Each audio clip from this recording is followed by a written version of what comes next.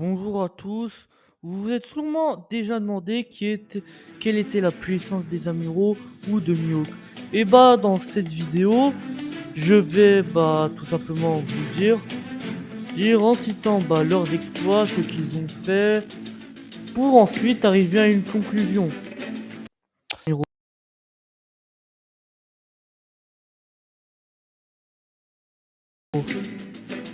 Les amiraux nous ont montré de maintes et maintes reprises qu'ils avaient une puissance exceptionnelle, comme Akainu qui arrive à rivaliser avec Barbe Blanche, un empereur, qui est littéralement surnommé l'homme le plus fort du monde, d'autant plus Kizaru tenant tête au Seigneur des Ténèbres, et n'oublions pas Aokiji à faire face à Akainu pendant 10 jours.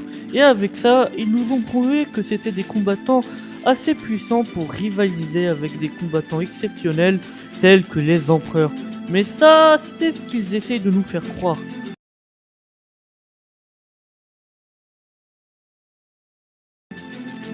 Vous savez quoi? On va revenir sur les arguments que je vous ai cités plus tôt.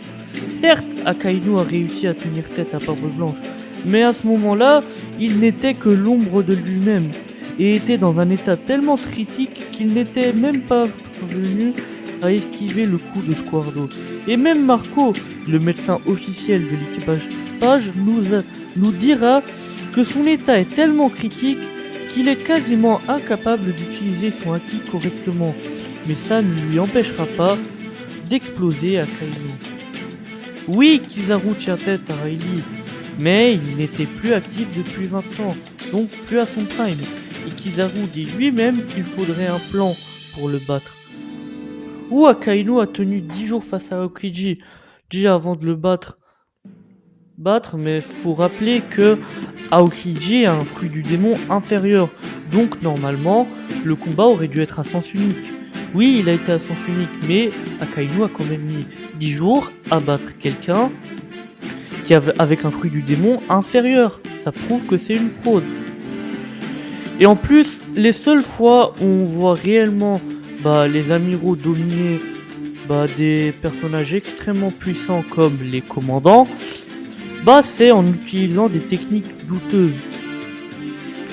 Par exemple, quand Marco a été distrait à cause de Barbe Blanche, faisant une crise de cœur en plein combat, et Kizaru profitant de cette occasion pour faire une alliance avec un vice-amiral pour mettre les menottes en Zanikmara à Marco, pour ensuite le transpercer, de même pour Aokiji qui profitera de cette occasion pour geler Jose.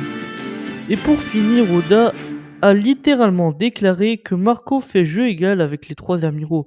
Marco niveau commandant, donc amiraux égale commandant. Maintenant, on passe à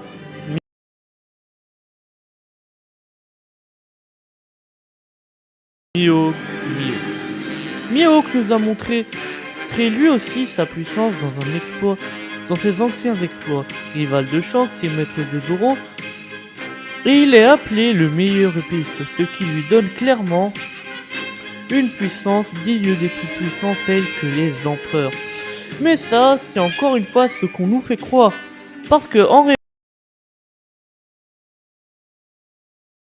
réalité, si on regarde ce qu'il a réellement fait, oui, Mihawk rivalisait avec Shanks, mais ce Shanks-là avait encore ses 2 bras et n'était donc pas à son prime. Après avoir perdu son bras, Shanks a continué à progresser jusqu'à atteindre le niveau empereur. En plus, ce qu'il a fait à Marineford n'était pas fou. Il a envoyé une attaque directement à Barbe Blanche pour mesurer l'écart de puissance, et il s'est fait arrêter net par Jose, à qui il a fait 0 égratignure.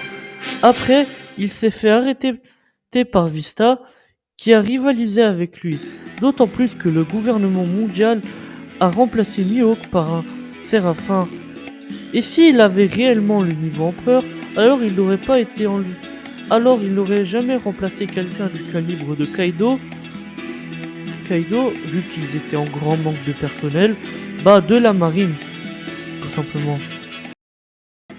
Bon, enfin bref, Bref, Mihawk maximum un niveau commandant et minimum un niveau grand cancer. Bref, si cette vidéo vous a plu, n'hésitez pas à liker et à vous abonner, ça soutiendrait énormément ma chaîne. Et sur ce, bah à plus quoi.